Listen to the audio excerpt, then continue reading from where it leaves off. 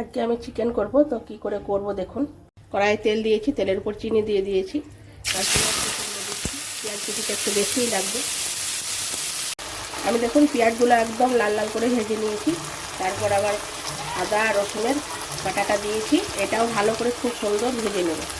খুব সুন্দর সেন্ট বেরিয়েছে, দেখুন আদা রসুনটা ভালো ভাজা হয়ে গেছে। এবার আমি অনেকগুলো টমেটো দিয়ে দিব এর সঙ্গে কাঁচা, এটাও ভালো করে খুব নরম করে নেব। টমেটোটা নরম হওয়ার পরে দেখুন আমি হলুদ গুঁড়ো আর লঙ্কা গুঁড়ো দিয়েছি।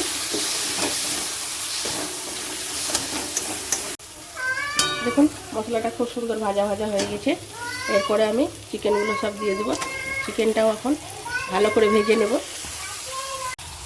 এবার দেবো নুন, ভালো করে ঢাকা দিয়ে দিয়ে নেড়ে নেড়ে কষে কষে রান্না করতে হবে। এখন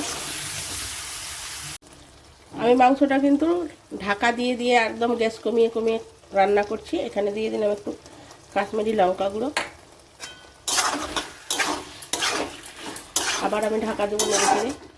আমি দেখুন এখানে অনেকটা ভাজা গুঁড়ো দিয়ে দিয়েছি। এটা আপনার ধনে জিরে শুকনো লঙ্কা মৌরি সব দিয়ে ভেজে গুঁড়ো করা আছে। এটা দিয়ে আবার নেড়ে চেড়ে আবার ঢাকা দিতে হবে, আর গ্যাসটা কমাতে হবে।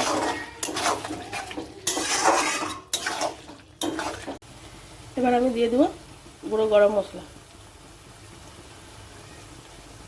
তারপর নেড়ে চেড়ে আর একবার ঢাকা দেবো। দেখুন রান্নাটা কত সুন্দর সুন্দর কালার হয়েছে। তো নেড়ে চেড়ে আমি এবার নামিয়ে নেব। রান্নাটা আমার হয়ে গেছে।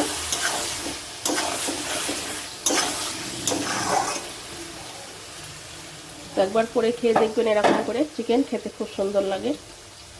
গরম গরম রুটি ভাত যার সঙ্গে খাবেন, পোলাও, ফ্রাইড রাইস, বিরিয়ানি সবারই সঙ্গেই ভালো লাগে।